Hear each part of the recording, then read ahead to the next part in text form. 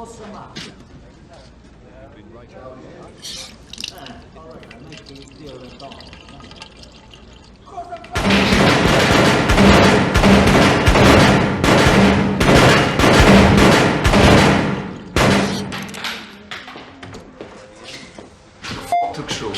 Traffic the whole way.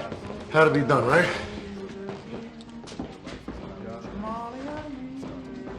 Combattimento finito. It started with Joe the Boss, a name that once sent chills through the backrooms of Broadway, the smoky parlors of Brooklyn, and the liquor warehouses lining the waterfront. He was Giuseppe Masseria, a man who clawed his way to the top of New York's underworld in the 1920s, commanding a loyal army of killers, bootleggers, and racketeers. He sat at the center of a sprawling empire that controlled the flow of liquor, gambling, and protection rackets.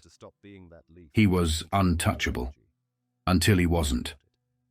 By April 15th, 1931, Masseria's time had run out. He was betrayed, gunned down in a Coney Island restaurant, playing his final hand of pinochle. The headlines screamed of his bloody demise, but the real story stretched back years, a decade of power struggles, territorial wars, and betrayals that had shaped the New York underworld. This short press bonanza will take you through the ruthless rise and violent fall of Joe Masseria, using real-time reports from newspapers spanning the 1920s to 1931. You will see the events unfold exactly as they were reported, with each article capturing the fear, chaos, and upheaval that defined the era. The early days of bloodshed. The press first took notice of Masseria in the early 1920s, when the city was already drowning in gangland vendettas. We'll dive into the New York underworld's brutal street battles, where men like Masseria fought for dominance. The murder of Frankie Yale and the war that followed will set the stage for what's to come. The gangland wars and Masseria's grip on power. As prohibition fueled the rise of crime syndicates, Masseria became the undisputed king of the New York rackets. The articles will reveal how he expanded his influence, crushed his enemies, and ruled the city's underworld with an iron fist, until the cracks in his empire began to show. The rise of Charles, Lucky, Luciano. Before he was called a kingmaker, before he was the architect of the modern mafia, Luciano was just another ambitious gangster known as Lucania. The press followed his arrests, his connections to Arnold Rothstein, and his ascension under Masseria's shadow. You'll read how Luciano bided his time, maneuvering his way into power before ultimately betraying his own boss. The execution of Joe Masseria. The final chapter in Masseria's story came at a Coney Island restaurant in 1931, where he was set up by the very men he trusted. You will see the aftermath unfold through press reports, detailing how his killers vanished, how his family fought to give him a grand funeral that the city refused to allow, and how the power vacuum left behind sent New York's underworld into another violent spiral. The aftermath and the fall of the old guard. With Masseria dead, a new order began to take shape. The final articles will reveal how the New York underworld changed overnight, with Charlie Luciano emerging as the new power in town. You'll see how law enforcement, politicians, and even the federal government began shifting their attention to the rise of organized crime, a machine more sophisticated, more powerful, and deadlier than before. This is raw history, unedited, real-time reporting from the days when gangsters didn't just control the streets, they owned the front pages. Each article will be presented exactly as it appeared, with the newspaper name, date, and headline intact. You'll read the full, unfiltered accounts, just as the public did in those bloody years. This is not just the story of Joe Masseria. This is the death rattle of an old-world mafia boss and the dawn of the modern American underworld. The Bowery in the summer of 1922 was a hotbed of violence, a battleground where bullets settled disputes faster than words ever could. That August, the streets were thick with tension, and at the center of it all stood Giuseppe Joe Masseria, a man whose survival seemed to defy the laws of probability. He had already cheated death more times than anyone could count, but on this particular afternoon, fate, or maybe sheer dumb luck, was on his side again. He was standing in front of a store, casually watching the rhythm of the city, when the blue speedster pulled up. The doors flung open, and the air crackled with the thunderous bark of pistols. The shooters didn't hesitate. They came for blood. 4 bullets tore through his hat, but Masseria himself, by some cosmic joke, emerged almost completely unscathed, grazed only by a stray shot. The gunmen, realizing they had missed their mark, didn't have time to curse their bad aim. They hit the gas, tearing up 2nd Avenue, their tires screeching against the cobblestones. But the city had other plans for them. Up ahead, a mass of striking garment workers was spilling out of Beethoven Hall, clogging the street in an unmovable wave of humanity. There was no way through, at least not without force. The gunmen didn't think twice. They raised their pistols and opened fire on the crowd. Men and women screamed. Some ducked, some ran. Others weren't fast enough. 8 people dropped to the ground, bleeding. Their bodies were writhing in pain. In the chaos, the sea of people parted just enough for the speedster to punch through, escaping into the city's labyrinthine streets. The massacre sent shockwaves through the east side. The papers didn't hold back. "Gangster vendetta terrorizes city," the headlines screamed. For the cops, enough was enough. This wasn't just another turf war. This was open warfare in broad daylight, and the public wanted blood. By the time the dust settled, the NYPD had unleashed a manhunt like never before. At least 50 detectives, hardened, ruthless men who had no patience for omerta, were sent out into the streets. The orders were simple. Drag in anyone who so much as whispered Masseria's name. The target, Joe himself. He had barely recovered from his latest brush with death when they threw him in front of Magistrate Duros. This time, there would be no walking free. No quick bail. The assistant district attorney made it clear. Masseria wasn't just a threat to his enemies.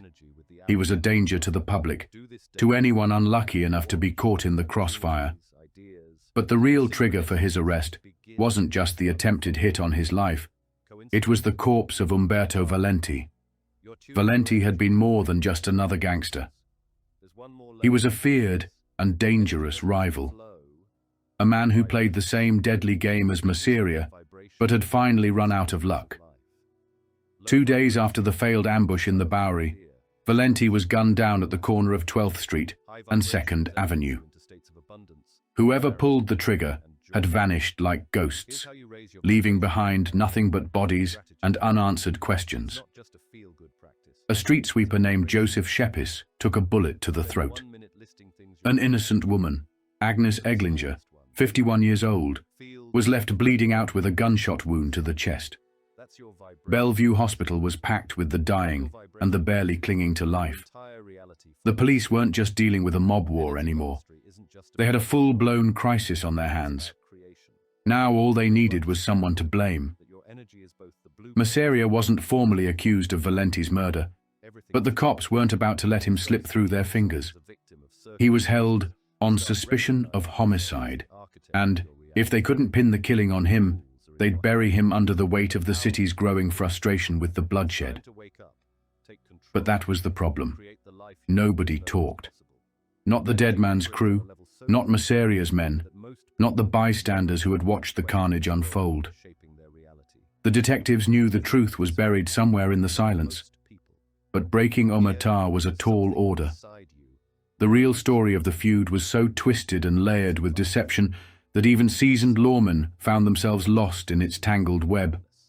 So they turned the East Side into a war zone of their own, squeezing informants, kicking down doors, staking out gambling parlors and bootlegging dens.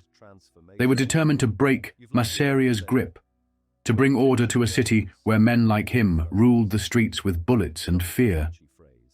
But if history had taught them anything, it was this. Joe Masseria wasn't easy to kill, and he sure as hell wasn't easy to take down. Not yet. On Sunday, August 11th, 1929, the world of Masseria and countless other underworld titans was shaken by headlines screaming of the latest failure from the New York Police Department. A failure painted in blood and shadow, with a name that rang through the alleys and tap rooms. Frank Marlowe. The Marlowe affair, as the papers cynically described it, had become something out of the nursery rhyme 10 Little Indians. Except in this macabre rendition, the Indians were witnesses. One by one, they vanished from the picture, some through fear, others through sudden untimely silences, until only the echoes of their testimony remained, lost in the thick fog of the city's underworld. And at the heart of the uproar stood a man who had suddenly become a lightning rod for every whisper and curse from Tammany Hall to the mean streets of Little Italy. Police Commissioner Grover Whalen. The ink-stained critics of the city's morning papers tore into Whalen with venom usually reserved for scoundrels and scabs. He was polished, yes, tailored to perfection, they said, but tailored for parties, not for manhunts. His greatest crime, they sneered, was talking too much and delivering too little. Unlike the grim, silent detectives who let results speak for them, Whalen preferred the air of grand pronouncements and sweeping promises. But for all his speeches, the streets still ran red. The public, already seething from the botched Rothstein investigation, saw Whalen as a parade marshal masquerading as a lawman, a man more familiar with champagne toasts than bootleg raids. His critics chuckled that Whalen should have cut his teeth chasing criminals somewhere other than the polished deck of the S. Macomb. Yet to his credit, Whalen's failure wasn't for lack of effort. He threw every ounce of his tailored frame into cracking the Marlowe case, pushing his men, making bold predictions, and promising justice. But the underworld, ever cold and cunning, offered only dead ends and silent witnesses. His optimism, relentless, even naive, clashed bitterly with the hard truths of the city's blood-soaked backrooms. Because this, after all, was an underworld murder. And underworld murders, as any hood or cop could tell you, were the toughest nuts to crack. The dead man, Frank Marlowe, was no stranger to the shadows. Born in Gandolfo Curto on Prince Street, Manhattan, his life was a tapestry woven with violence. By the time he reached the grizzled age of 45, ancient by gangster standards, he had seen more of the underworld's teeth than most men lived to tell. His first brush with the law came in 1908, a burglary charge that the courts swept aside. By 1909, his mugshot had been plucked from the rogues gallery by order of the court. A rare, quiet erasure in a city where men like him were usually remembered only in rap sheets and obituaries. But Marlowe was more than a thug. He was an operator. A manager of prize fighters and nightclubs, a player in the racetrack syndicates, and a mover of illegal liquor through the arteries of the prohibition underworld. He even dipped his fingers into the grease paint and footlights of the theater business, rubbing shoulders with the bright stars of the stage while making fortunes in the shadows behind the curtain. In the ring, his stable was formidable.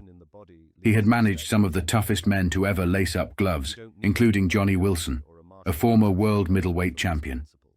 Another was Jack Delaney, who would soon wear the light heavyweight crown, but not under Marlowe's banner. In a move that would haunt his wallet, Marlowe had sold Delaney's contract to Pete Riley for $15,000. Just before, Delaney claimed the title.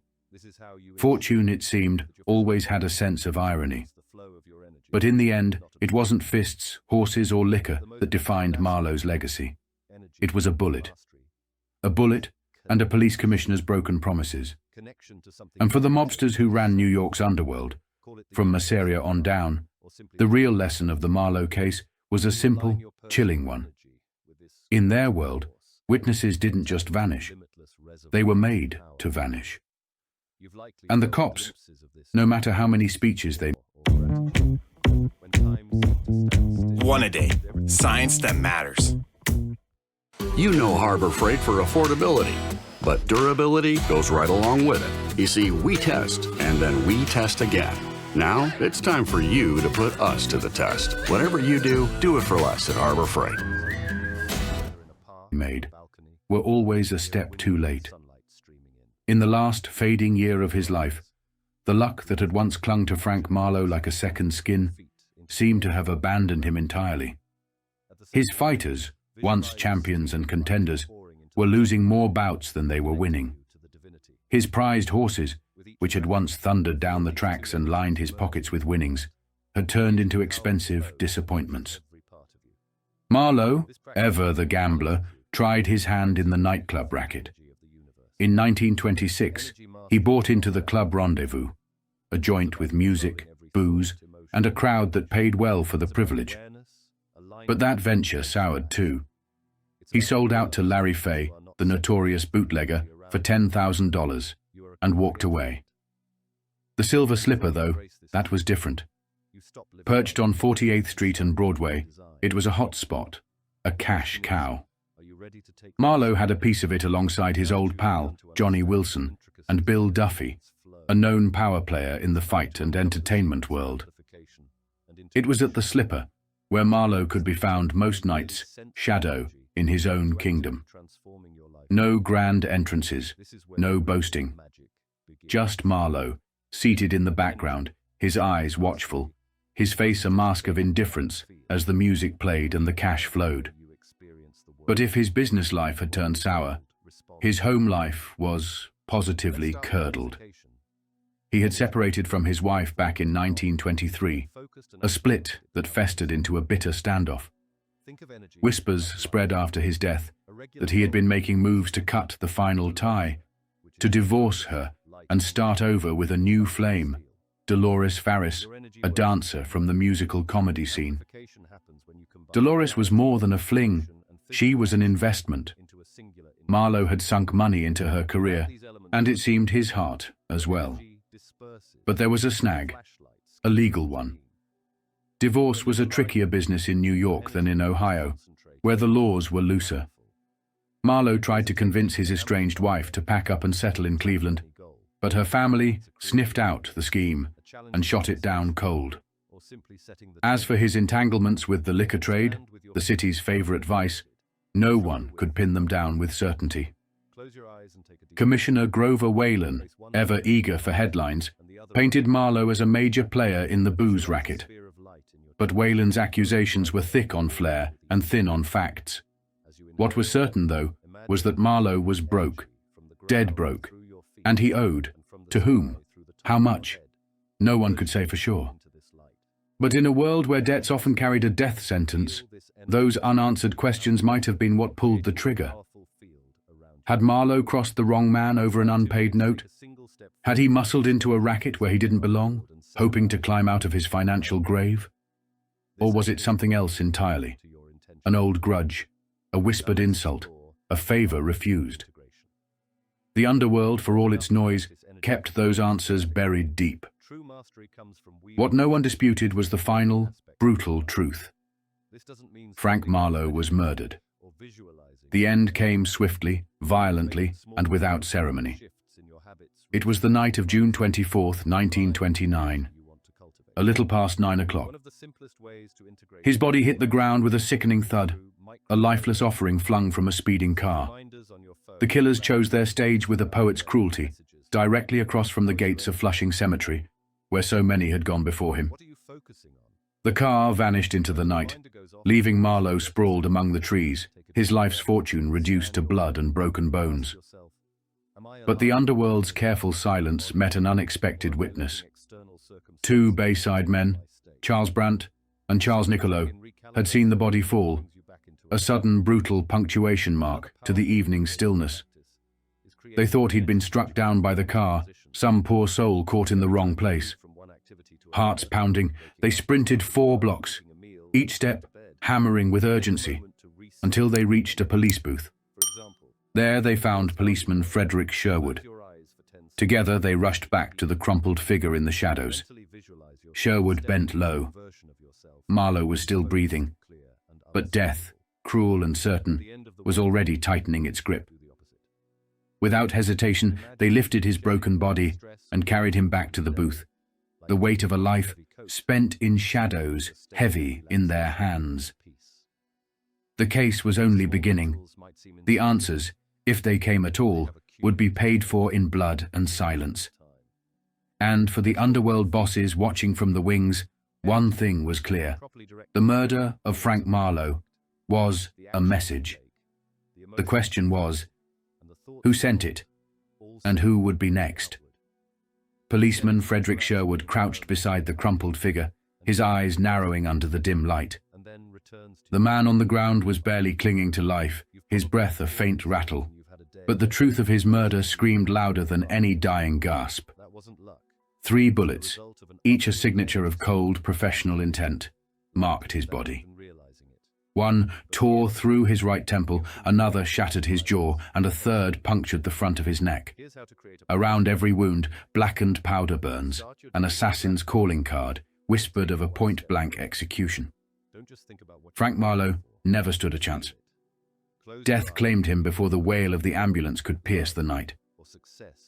The police found his name folded in his pocket, and with it, the gears of the city's law machine lurched into motion. By 11 o'clock that night, the scene swarmed with the highest brass of the New York Police Department. Commissioner Grover Whalen, his crisp suit barely touched by the evening breeze. Chief Inspector O'Brien, stone-faced and methodical. Inspector Mulrooney, his sharp eyes sweeping every shadow.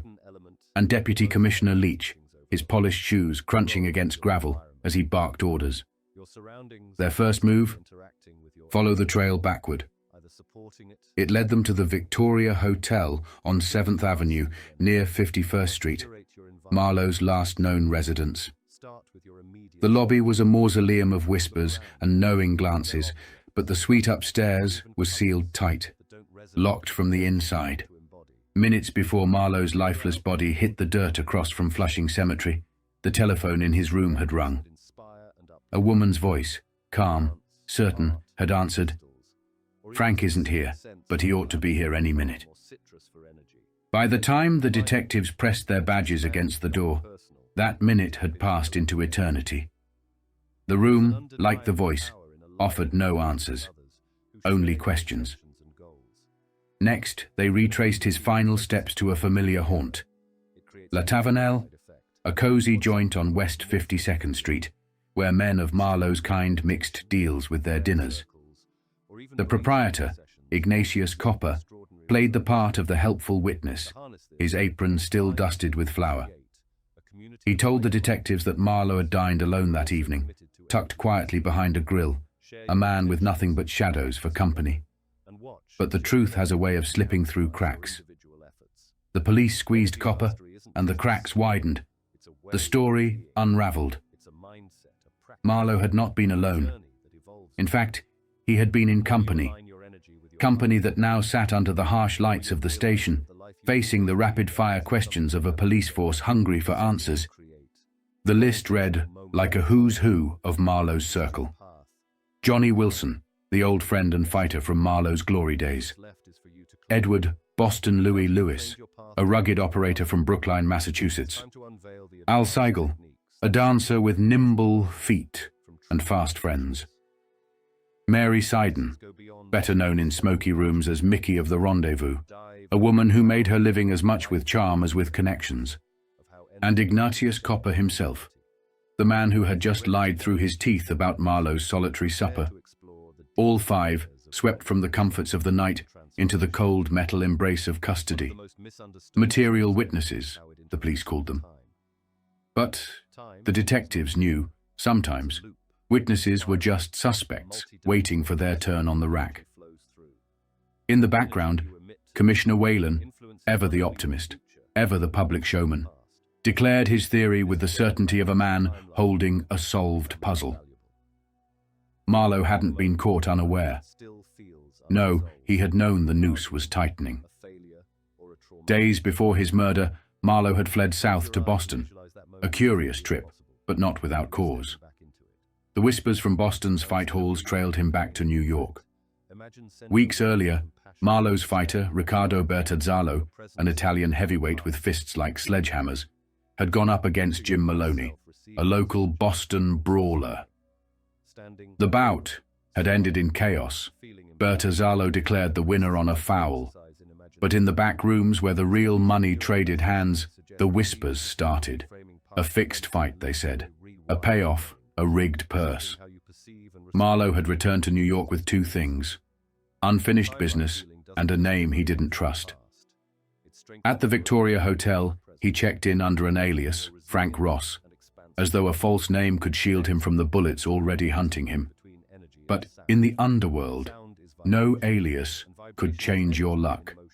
No locked door could keep out the inevitable, and no friend could save you when your time came due. So now, under the harsh glare of interrogation lamps, the witnesses sat. The last five to share bread and wine with a man who died minutes later in a hail of gunfire. The question echoed in every room: did one of them share more than a meal with Frank Marlowe? Because in this city, where fortunes were built on bootleg whiskey and broken promises, death rarely came without an invitation.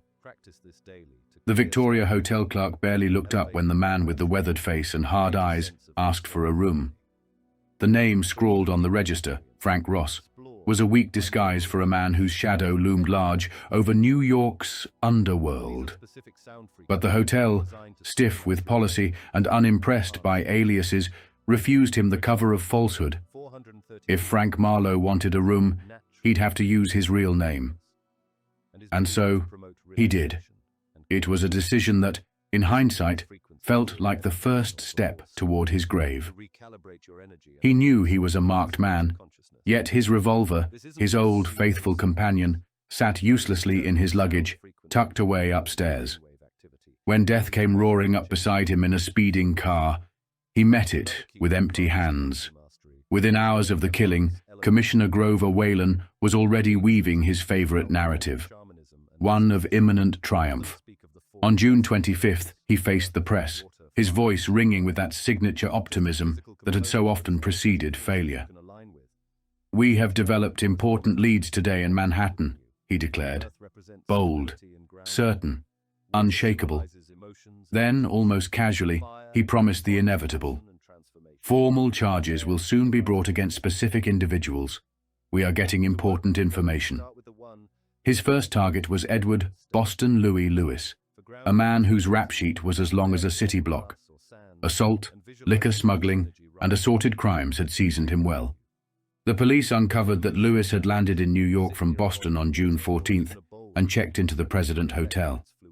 But on June 24th, the day Marlowe died, Lewis slipped from Manhattan's elegance to Coney Island's shadows, taking a room at the Half Moon Hotel. And he wasn't alone. Al Seigel, the dancer, despite living in Coney Island, took a room with Lewis. Two men, one room, and a storm brewing between them. The investigation pulled a thread that unraveled the whole day's events. Lewis, it turned out, had been chasing fortune on a whisper from the dead man himself. Marlowe had given him a tip, a sure thing, he said, on the second race at Aqueduct. Lewis believed him enough to risk $2,700, but fate played a crueler hand. The horse lost, and with it, so did Lewis. That day, the doomed entourage moved as one: Lewis, Seigel, Mickey Seiden, Johnny Wilson, and their driver, Ignatius Copper. From the Victoria Hotel, where Copper's sedan idled like a chariot of destiny, they drove straight to the racetrack. Lewis, seething from his loss, watched the money vanish with every pounding hoof. Wilson and Copper, meanwhile, drifted from the group, off to Marlowe's apartment, according to Lewis, for reasons unknown. Later, Marlowe and the others joined them. By the time they all reached La Tavernelle for dinner, the air was thick with something unspoken. As the plates cleared and the wine dulled the edge of disappointment, the telephone shattered the mood. It was for Johnny Wilson. He rose from the table, leaving Marlowe and Mickey Seiden in the din of clinking glasses and whispered deals. But Marlowe, restless, felt the tug of unfinished business.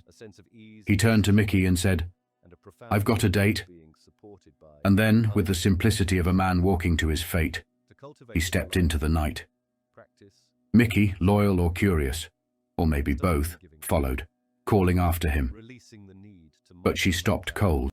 You know Harbor Freight for affordability, but durability goes right along with it. You see, we test, and then we test again. Now, it's time for you to put us to the test. Whatever you do, do it for less at Harbor Freight.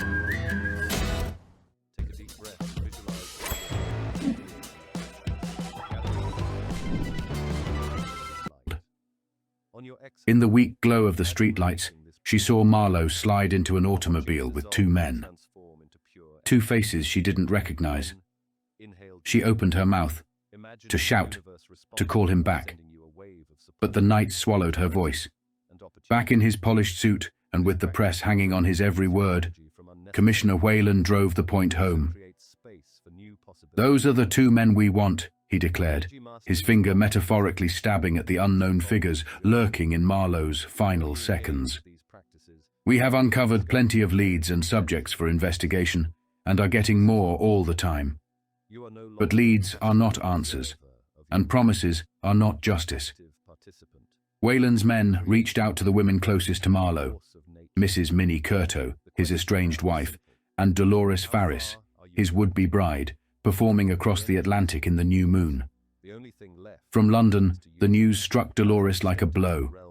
She collapsed backstage, the grief choking her performance and silencing her for the night of June 25th. Through tears, she insisted she knew nothing. No enemies, no grudges. Just the man she loved, gone without reason. Meanwhile, the streets of New York kept their secrets, and Whalen's detectives, desperate for a crack in the stone wall of silence, turned their eyes to a different kind of crowd. On the night of June 26th, they swarmed the stands of the Schmeling Uskudun fight, scanning every face in the throng. Their quarry, Boston suspects, the men who might have brought their unfinished business from the ring to the street. The bell rang. Fists flew. But outside the ring, the fight for Frank Marlowe's killer was only beginning. The telephone wires, cold and indifferent, held whispers of betrayal and blood. Commissioner Whalen, desperate for a breakthrough, ordered his men to comb through every call made by Marlowe's associates, local and long distance. The static yielded a spark. Boston Louis Lewis. He had placed a series of calls, each leading to a curious payoff. $3,500 wired from Boston shortly afterward. Whalen, his voice sharp with suspicion, offered the public his verdict. Lewis has not given a satisfactory explanation of this incident. Under pressure, Lewis squirmed and spun a story. The money he claimed was nothing more than a balm for his bruised ego payout to cover his losses at the track. A gambler's excuse, paper-thin and twice as flimsy. But the trail from Boston didn't end with Lewis. On June 27th, news shot down from the north. New York detectives scouring the Boston underworld were closing in on a name, Michael Rocco, known in certain circles as Mickey the Wise Guy. Rocco, the word was, had been seen lurking in Flushing just before Marlowe's murder. By morning, he was back in Boston, swift, clean, and sudden, the hallmark of a man with something to hide. The manhunt closed fast. Rocco was found, questioned, and, much to Whalen's chagrin, released. The Boston police, tight-lipped and bristling, resented the uninvited stomp of New York badges on their turf. Whalen, burning with frustration, called it a setback, but only for a moment. He emerged from his office by the evening of June 27th, his usual veneer of optimism polished back into place. "We are closing in," he promised the press, his eyes blazing. "The arrest of Marlowe's killers may come within hours." The pressure was on. Whalen knew his career was wedded to the outcome of this case. The botched Rothstein investigation, still a raw wound, had left his reputation bleeding in the gutter. Now, with the Marlowe affair, he smelled redemption. And then, On June 30th, he got what he thought was his prize. A flurry of blue coats descended on a fortified hideout in Long Island City, smashing through doors and dragging out Daniel Grosso and Nicholas McDermott. Grosso, an outlaw with a pedigree of violence, was no stranger to bloodshed. He was already notorious for Elizabeth, New Jersey, mail robbery, a heist steeped in gunfire and bodies. And there was something more, something personal. Whalen stepped forward, seizing the moment with the theater of a man accustomed to the spotlight. "I am sure we now have in custody the men who killed Marlowe," he declared, his voice cutting through the static of flashbulbs and scribbling pens. The story, as Whalen told it, was a parable of betrayal. Grosso and Marlowe, once uneasy allies, had seen their partnership crumble beneath the weight of desperation. When Grosso needed a hole to hide in, it was Marlowe who had bankrolled his disappearance. But when Marlowe's own fortune turned to dust, he cut Grosso loose, cold, sudden, and broke.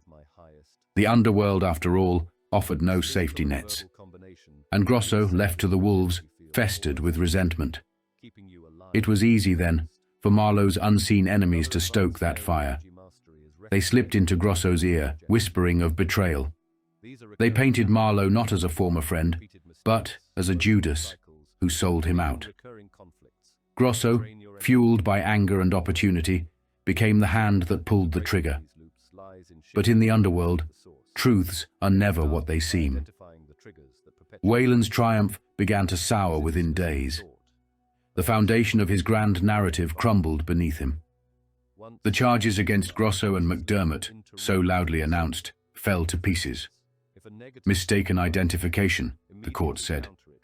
The murder charge evaporated, but the city, unwilling to let the pair vanish into the night, held them fast under $50,000 bail, material witnesses to a crime Whalen no longer seemed able to solve. And there was another twist, a political one. The Union County, New Jersey police, with their own bone to pick with Grosso, expected him to be sent south.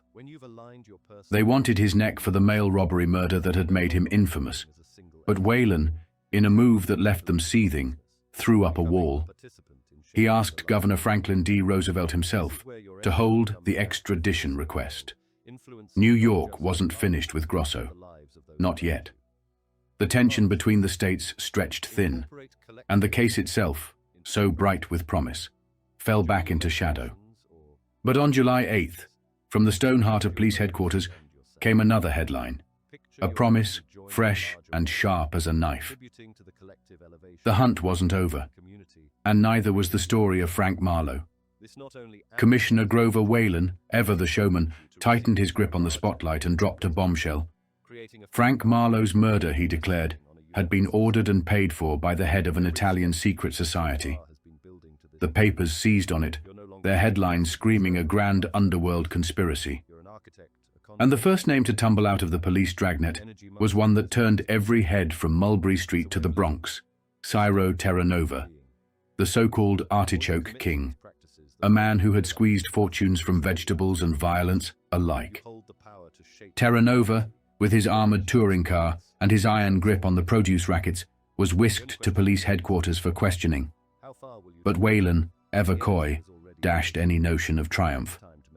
Terranova is not the man, he told the reporters, leaving them and the city thirsting for more. The Artichoke King walked free. His name was bruised, but his wrists were unshackled. Whalen wanted something better, something bigger.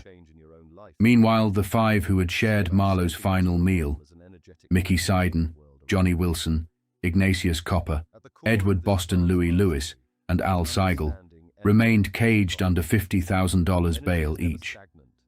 Whalen had no illusions. Evidence was one thing, but pressure cracked stones and souls alike. He aimed to keep them locked up until their nerves broke. Johnny Wilson could solve the Marlowe murder mystery in 5 minutes, Whalen told the press on July 11th, his voice dripping with certainty. And he wasn't done. Mickey Seiden knows more than she's letting on. She remembers everything, everything, up until the moment she chased after Marlowe. And then, suddenly she's blank. A convenient lapse, Wayland suggested. One born, not of shock, but of fear. On July 12th, Mickey faced a test. The police placed her behind a one-way mirror. On the other side, Cairo Terranova, his broad back to her. If he was the man who had guided Marlowe into the car of death, this was her chance to say so. She didn't hesitate. "No," she said, her voice flat. "That's not him." Terranova, who had already buried brothers in the endless vendetta of gang feuds, was struck from the suspect list and walked out into the summer air, a free man. But Wayland's net stretched beyond New York. His men hit Boston's streets, kicking up dirt and whispers. They weren't just chasing foot soldiers. They wanted a vanished politician, a man from Boston's smoky backrooms. The whispers said he was a bootlegger, a forger, a dealer in false revenue stamps and bad liquor. And more than that, he was scared. He had told his closest cronies that if the law came knocking, he'd vanish into the cracks until the heat cooled. And he had. Then, the name that shook the underworld fell into Wayland's lap.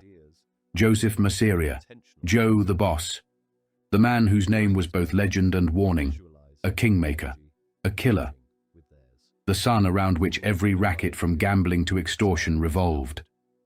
The whisper on every corner was that it had been Masseria, who had given the nod that sent Frank Marlowe to his grave.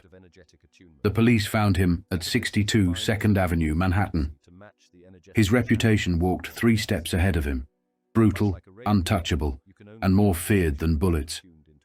But when the law came knocking, even Joe the Boss answered. He was taken to headquarters under the cold eye of Inspector Mulrooney, who oversaw the grilling with the relish of a man eyeing a prize buck. But Wayland, who had made the promise of justice into a public spectacle, was nowhere to be found, out of town. And so, the dance between cop and king ended not with a confession, but a dismissal. Mulrooney let Masseria walk. When Wayland returned to the city, his fury burned hot. But he was not done fighting, not by a long shot. On July 19th, he marched into court to block Mickey Siden's attempt at freedom. She had filed for a writ of habeas corpus, hoping to breathe air outside the grey walls of her cell. Wayland stood before Justice Black, his voice sharp, his words cutting through the legal niceties, like a blade. "This was no street shooting," Wayland said, his eyes locked on the judge. "This was a private execution. Gangland decided Frank Marlowe must die. And Miss Siden," he gestured sharply. "She was in the company of Gangland. She worked for Gangland. First at the Silver Slipper, Gangland's playground. When Gangland moved to Rendezvous, she moved with it. She knows." Then, for the first time since the investigation began, Wayland dropped a revelation. After leaving La Tavernelle, Mickey Siden had gone straight to Marlowe's suite at the Victoria Hotel. The courtroom air turned electric. Mickey, who had claimed she lost Marlowe in the street, had followed him further than anyone knew, right to his door. The noose was tightening, but around whose neck, no one could yet say. The truth, like a stubborn shadow, had clung to Mickey Siden from the start. It was her voice on the line that night, the one that told the caller Frank Marlowe would be back soon. Her voice, casual, unknowing, marking the countdown to his death. Wayland knew it. The department knew it. And now, with her on the brink of freedom, they sounded the alarm. If Mickey walked, they warned, she wouldn't make it far. Gangland would catch her and kill her. Wayland, his voice hard with frustration, insisted, "She will be murdered if she is set free." But the court was deaf to fear. On July 22nd, they slashed her bail to $25,600, and by the next morning Mickey was free, but with death breathing down her neck. Wayland, battered but unbowed, turned his aim back to the man who haunted every corner of this case, the man who had long been whispered to sit at the very top of the criminal pyramid, Joe Masseria. Joe, the boss. On July 23rd, he faced the press once more. His voice, still strong, carried a bitter edge. "We have before us today Joe Masseria, otherwise known as Joe the boss. We have questioned him frequently before and will continue to question him." The question that burned in every reporter's throat came fast. Is Masseria the head of the secret Italian society? The man you said paid for Marlowe's murder? Wayland's answer was measured, but heavy. He is one of them. But then, for the first time since the hunt began, the cracks showed. The optimism, so often Wayland's armor, thinned into something closer to resignation. His voice, as he continued, carried the weight.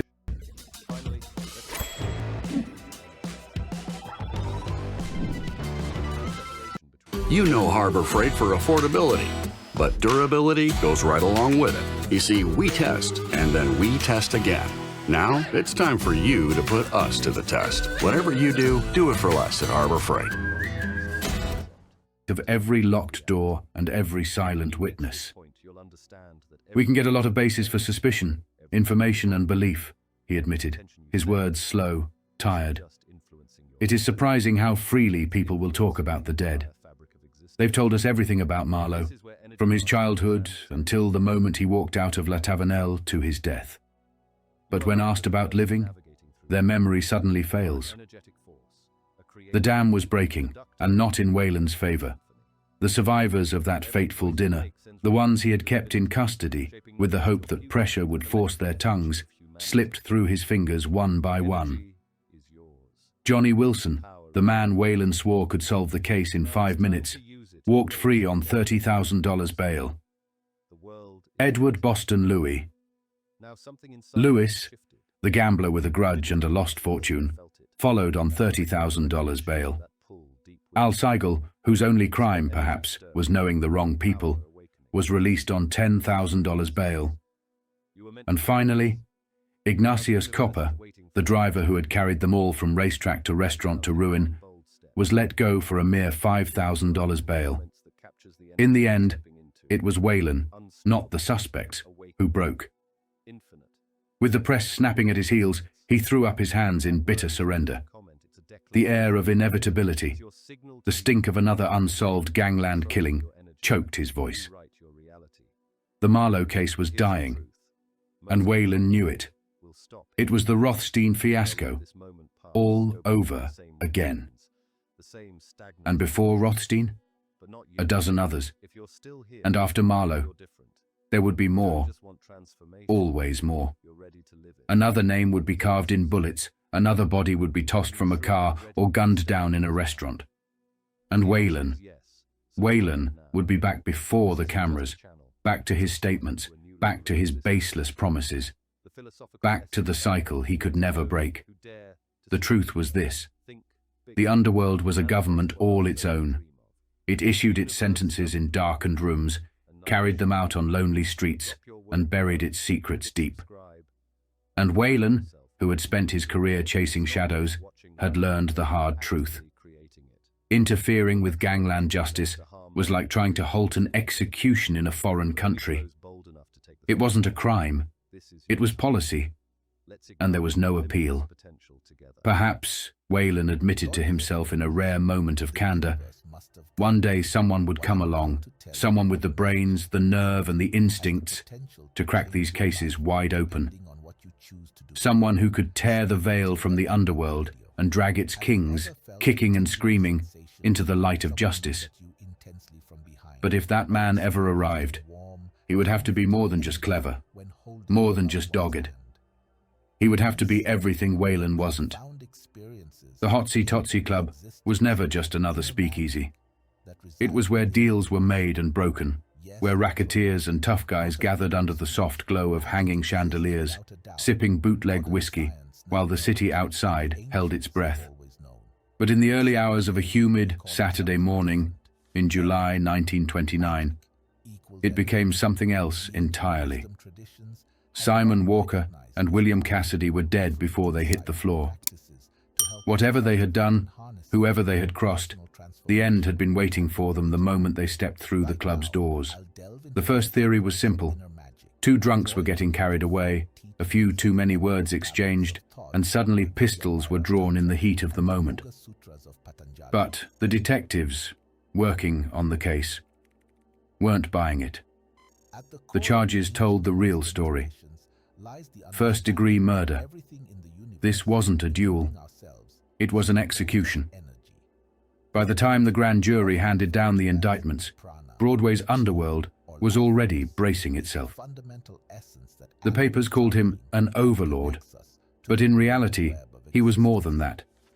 He was the man who decided who lived, who died, and who got to keep their piece of the city. When Judge Donnellan signed the warrants, the police wasted no time. They spread out across Manhattan, shaking down every criminal haunt from the Bowery to Harlem. The break in the case came from an unlikely source, a singing waiter. Thomas Marola had been called in for the third time, and this time, he finally gave them something they could use. Whatever he had seen that night, whatever truth he had been sitting on, was enough to put two men on the chopping block. The only question was whether they would be found before they disappeared into the city's underworld for good. Meanwhile, another name was starting to resurface, one that had a way of showing up whenever the bullets started flying. Joe Masseria, the same Masseria who had dodged death on the Bowery years earlier, whose hat had been shot off his head in a botched ambush while the gunman mowed down innocent bystanders just to escape.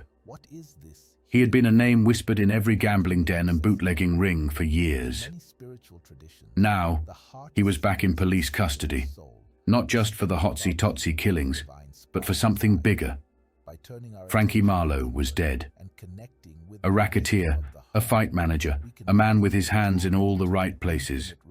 Marlowe had been gunned down, and the cops were looking for answers. They had Masseria, and they had little Augie Pisano sitting in the same cell, both dragged in for questioning. But this was how these things always played out. Men like Masseria never talked. The law could keep asking, keep pressing, but when the dust settled, they'd walk right back out onto the street. And that's exactly what happened. The only thing the cops could do was keep watching, waiting for another mistake. Less than a year later, they got their chance. March 1930. Miami. The crackdown came in the middle of the night, the kind of raid that felt like it had been ripped straight from the days of Arnold Rothstein. The place was a palace, top floor of a luxury hotel where the air was thick with cigar smoke and the whiskey flowed like it was still prohibition. The fight crowd was in town. The Scott Sharkey match had drawn in the kind of men who lived for high stakes, and the money was pouring in. The cops came in fast. $73,000 sat on the tables, stacked in neat piles, waiting to be won, lost, and passed around again. The old-timers knew how this worked. Rothstein had made his fortune running these kinds of games, and now, even in death, his shadow loomed over Miami's underworld. But this time, the house didn't win. The biggest roll of cash, $60,000, belonged to one man, Charles Lucania. Back in New York, they called him Lucky. But here in Miami, his luck had just run out. The police booked him on vagrancy and illegal gambling. They lined up the rest of the players, checking their names against their records, looking for the ones they wanted to bury. And right there, mixed in with the high rollers, was Masseria. It was as if he had been waiting for them. For a man who had spent his life ducking the law, he had a way of turning up in all the wrong places. The question wasn't whether he'd walk free this time. It was how long before he was back in a police lineup, another body on the ground, another vendetta in the making. The game never really ended. It just changed hands. By the spring of 1931, Joe Masseria should have seen it coming. The signs were there, scattered across the past decade like discarded shell casings, botched hits, endless police interrogations, and rivals closing in on all sides. He had survived more bullets than most men had cigars, but in the end, it wasn't a rival's pistol he needed to fear. It was the empty chair at his own card table. For years, Masseria had been the undisputed king of New York's underworld, a man who turned street wars into business deals, who ruled his empire with a butcher's hands. He had outlasted Umberto Valenti, crushed rivals, and survived shootouts that should have ended him. Even when he was arrested in Miami, shoulder to shoulder with Lucky Luciano at a high-stakes poker table, he still managed to walk free. That raid should have been his first warning. The Miami game had been a who's who of Times Square's underworld. 19 gamblers, enough cigar smoke to blot out the moon, and more money piled on the table than most men made in a lifetime. But it was Lucania, the young up-and-comer with the jagged scar along his jaw, who held the big money. $60,000 in cash sat in his grip, thick as a cabbage head. The others barely had $13,000 between them. One poor fool clung to 12 cents, still convinced his luck would turn before the night was over. When the deputies stormed in, pistols drawn, everyone in the room knew the game was over. But it wasn't the police Masseria should have worried about. It was the young men around the table, the ones who weren't laughing anymore. Miami was just another crack in the foundation. By April 1931, the walls were closing in. Masseria had spent years fighting to hold his kingdom together, but now the betrayals were happening in whispers. Deals were being made behind his back, and the very men he had once trusted, men like Luciano, were playing both sides. The old ways were crumbling. A new order was on the horizon, one that didn't have room for an old king who didn't know when to step aside. And so, on a quiet afternoon in Coney Island, it ended. The Nuova Villa Tamaro was nothing special, just another cafe, where men in silk suits sat with their backs to the wall and played cards, while the world outside went about its business. Masseria was relaxed, a hand of pinochle in front of him, the ace of spades still clutched in his fingers when death arrived. The killers didn't waste time. 2 men entered the restaurant, silent as ghosts. No last words, no hesitation.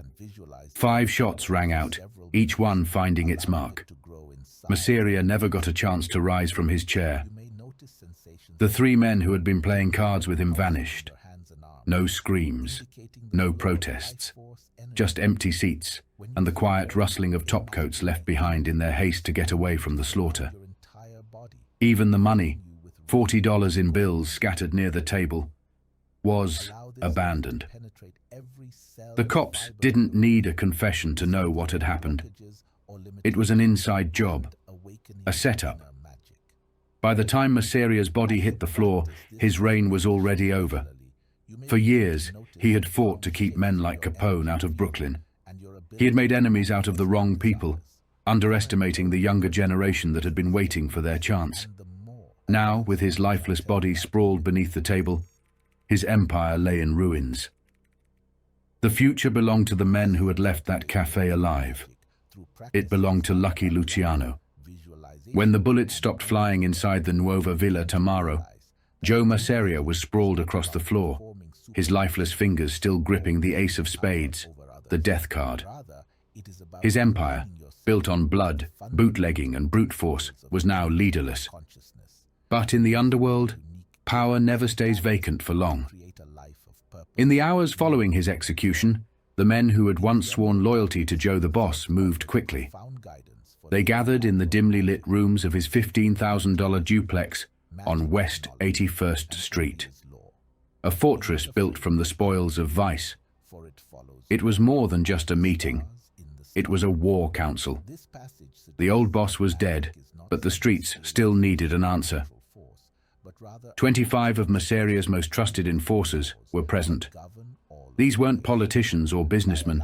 These were men who settled disputes with .38s and Thompson's submachine guns. As the police fumbled to untangle the web of Masseria's connections, his men were already one step ahead, locking down rackets, shifting alliances. and, most importantly, protecting the boss's family. His widow, Giuseppe, and their 6 children remained inside the apartment, their grief drowned out by the presence of armed guards stationed at every door. The streets outside were crawling with detectives, but nobody on the inside was talking. Across the river in Jersey City, police picked up a man named Anthony DeVere. He was driving a car registered to Charles Starapata, the same address as the Nuova Villa Tamaro, where Masseria had drawn his last breath.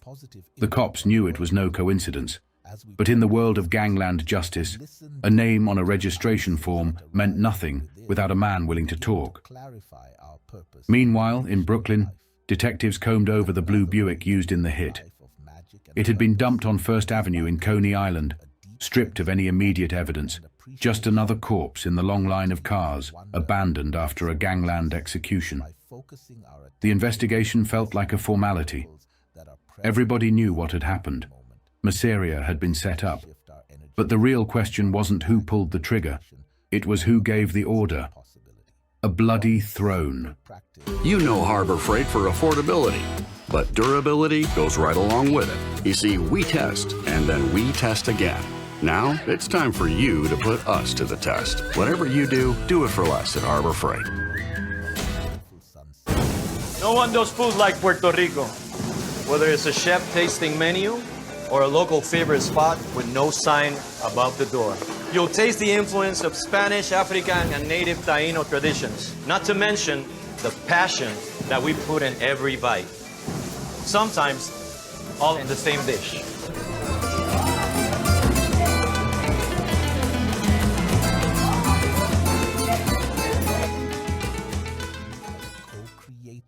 For years, the underworld had been at war over a name that still sent a chill down the spines of those who whispered it: Frankie Yale. Since Yale's spectacular demise in 1928, Brooklyn's rackets had been soaked in blood. Men who dared to lay claim to his empire ended up in the same place, face down in the gutter, riddled with bullets. The police had a list. Michael Abatimarco shot dead in his car. Joe Riggio, gunned down in front of his own home. Louis Notti left dying in a vacant lot. Salvatore Folanzo, stuffed into an icebox. Joseph Ciccarelli, murdered inside his own house. Now Masseria had joined them. It wasn't just about power. It was about legacy. Masseria had seen himself as Yale's natural successor, the man to unite Brooklyn under his iron grip. But ambition in the underworld came at a price, and Masseria had just paid it in full. The problem was, even in death, his shadow still loomed. The show of power. His men made sure of that. If Masseria's enemies thought they could erase his legacy, they would die wrong. His funeral would be the most extravagant farewell New York had ever seen. Bigger than Frankie Yale. Bigger than Frankie Marlowe. It would be a testament to the life he had lived and the fear he had commanded. The streets would be lined with mourners. Floral arrangements spelling out his name would stretch for blocks. The suits, the cars, the quiet nods of respect from men who had once feared him, it would all be there. But beneath the grandeur, the truth remained. Joe the boss was gone. And in the world he had ruled, there were no eulogies. Only the next shot fired. Joe Masseria was dead, but the city wasn't finished with him yet. The old rules dictated that a fallen boss got a funeral to match his stature, a spectacle of wealth and power, a final show of force even in death. But this time, the city had had enough. There would be no grand procession, no brass bands playing solemn dirges through the streets of Little Italy, no velvet-draped hearse crawling past crowds of mourners. New York had drawn a line. The order came straight from the top. No more gangster funerals turned into parades of defiance. If the underworld wanted to send off their dead, they would do so in silence. The churches refused to open their doors. The police denied every permit. No street demonstrations. No public outpouring of grief. Just a burial, quick, quiet, and devoid of spectacle. For the first time, the city had taken control of the narrative. The gangsters had built an empire on blood. But now, they weren't even allowed to celebrate their dead. And maybe that was the final humiliation for Joe the boss. His men had promised a funeral that would put Frankie Yales to shame, a send-off that would freeze the city in its tracks. Instead, Masseria went into the ground without a single trumpet to mark his passing. Masseria's death was more than just the fall of a kingpin. It was a symptom of something larger, an underworld in freefall. The criminal empire that had once seemed indestructible was now cracking under its own weight, the rackets shrinking, the alliances fracturing. Bootlegging, once the golden goose of the mob, was collapsing. The liquor trade, once a river of easy money, had turned into a slow bleed. Prices had plunged. The market was oversaturated. Even the rum runners couldn't keep up. Ships sat off the New York coast for months, their captains desperate to unload cargo that no one was buying. And where there was desperation, there was violence. Jack Legs. Diamond had barely escaped death in the Catskills after a Brooklyn beer runner tried muscling into his territory. Dutch Schultz was making moves outside the Bronx, testing the patience of rivals who wouldn't tolerate an overreach. Vanny Higgins had tried to expand onto Long Island, only to be crushed by the feds before he could establish a foothold. Even the small-time operators were fighting for scraps. New Jersey moonshiners were in open war with New York beer racketeers, the so-called Applejack Wars erupting in the backwoods as distillers defended their turf. The new frontier wasn't liquor anymore. It was narcotics. And at the center of it all was Jack Diamond. The authorities had begun to suspect that Diamond's real empire wasn't built on beer trucks. It was built on something stronger, something far more profitable. Investigators traced his movements, whispering that his trip to Amsterdam, New York, wasn't about bootlegging at all. It was about drugs. If Diamond had pulled it off, he could have stepped into the shoes of Arnold Rothstein himself, seizing control of New York's narcotics trade. But now, it looked like he wouldn't live long enough to see his empire grow. He lay in an Albany hospital, riddled with bullet holes, gasping for air as pleurisy threatened to turn into pneumonia. His rivals weren't waiting to see if he'd recover. The government had finally stepped in, not just local cops, not just state officials, but a joint task force between New York and federal agents. For the first time, the feds and the state were working together, hell-bent on dismantling the mob. And as Diamond clung to life, the streets were watching. Would he pull through? Or was he just another boss about to meet the same fate as Joe Masseria? The underworld was collapsing. And soon, there would be no kings left to rule it. Sinister rumbles of discontent and violent upheavals in the gang world have erupted into battles between rival liquor and narcotics mobs, signaling what many believe to be the beginning of a deflation of underworld interests along the Atlantic seaboard. Hard times have hit the mobsters, and like rats trapped in a shrinking cage, they have begun to turn on one another. Greene County chaos and the collapse of syndicates. The recent Greene County uproar, brought to a head by the near-fatal shooting of Jack Legs Diamond, reflects a desperate and disordered state within the crime syndicates. Once interconnected directorates have crumbled, leaving maverick killers invading each other's strongholds in search of shrinking profits. Within the past year, New York liquor prices have plummeted, falling faster than United States steel and triggering a savage price war among wholesalers. The result? A deadly combination of oversupply and cutthroat competition. The Royal Stranger, a rum-running vessel from Halifax, was forced to idle offshore for 4 months, unable to unload its cargo. Despite the captain's desperate negotiations with mob emissaries, the ship ultimately returned to Halifax empty-handed, its crew near starvation and laden with bitterness and gloom. With profits evaporating in urban markets, gangsters have begun expanding into summer resort areas and rural regions, leading to violent clashes with established interests. Key flashpoints in the gang wars. First was the Catskills. Joe Coglianese, a Brooklyn beer runner, invaded Diamond's Catskills territory and collided with Paul Quattrocchi, Diamond's lieutenant. Second was the ensuing conflict led to casualties, and Quattrocchi was arrested for felonious assault. Brooklyn. Joe, boss, Masseria, desperate to replace dwindling Harlem profits, attempted to seize territory controlled by the Capone-Aiello syndicate in Brooklyn. This bold move resulted in Masseria's assassination, marking his grand funeral as his final chapter. Third was Long Island.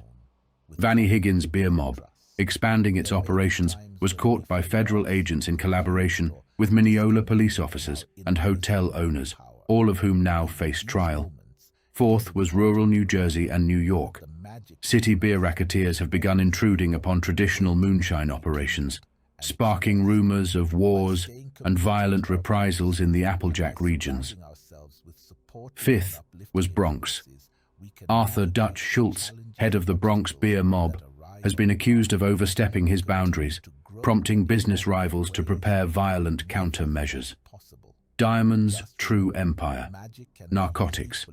While most mobsters scramble for control of liquor rackets, Jack Legs, Diamond's true focus appears to be narcotics. Evidence suggests that Diamond's October trip to Amsterdam, New York, just before he was shot at the Monticello Hotel, was tied to drug deals. Had his plans succeeded, Diamond might have become the successor to the late Arnold Rothstein, who had been the original mastermind of New York's narcotics trade. The government strikes back. For the first time, state and federal officials are working together to dismantle the liquor and narcotics empires. Governor Franklin D. Roosevelt has sent Attorney General John J. Bennett to Greene County with clear orders to destroy the Diamond mob. This move is unprecedented in a state that repealed its liquor enforcement laws 5 years ago. Rural hideouts for drug lords' authorities. Note that it is not uncommon for narcotics traffickers to establish their headquarters in picturesque rural areas. A few years ago, notorious gangsters such as Monk Eastman and Dopey Benny Fine turned Jack London's idyllic Valley of the Moon in California into a drug distribution hub for the Pacific Coast. Now it seems that Diamond and others may be following a similar pattern, using secluded locales to orchestrate their operations. Diamond under siege. As Diamond lies recovering from gunshot wounds in an Albany hospital, his position is increasingly precarious. Federal and state officials are piling legal charges against him, including kidnapping, illegal gun possession, and operating illicit stills through his henchmen. Despite Attorney General Bennett's call for locals to come forward with information, fear of reprisals has left many residents unwilling to cooperate. Meanwhile, Diamond's battle with pleurisy complicates his recovery, leaving him vulnerable to pneumonia, even as his empire collapses around him.